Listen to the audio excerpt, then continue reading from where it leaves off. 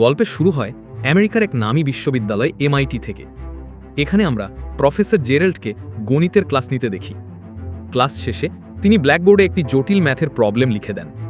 তিনি বলেন যে ছাত্র এটি সমাধান করতে পারবে তাকে বিশেষ পুরস্কার দেয়া হবে।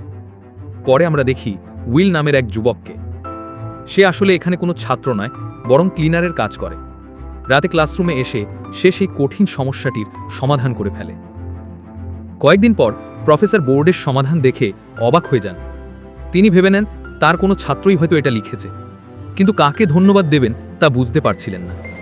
এরপর আমরা দেখি উইলের আসল জীবন। সে তার বন্ধু শন, চাক, বিলি ও মর্গ্যানকে নিয়ে একদম ভিন্ন রাস্তায় জীবন কাটায়।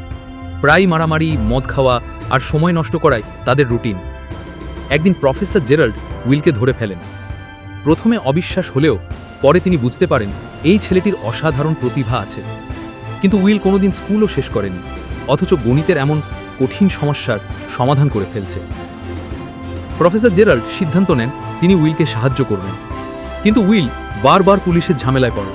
তখন প্রফেসর কোর্টে দাঁড়িয়ে প্রতিশ্রুতি দেন তিনি উইলকে নিজের তত্ত্বাবধানে রাখবেন। এরপর উইলকে কাউন্সেলিং করাতে শুরু করা হয়, কিন্তু সে প্রতিটি মনোবিদকে নিয়ে মজা করে, কারো সঙ্গে সিরিয়াস হয় না। অবশেষে প্রফেসর জেরাল্ড তার পুরনো বন্ধু শন ম্যাগুইরের কাছে যান। শন একজন মনোবিদ এবং কলেজের শিক্ষকতাও করেন।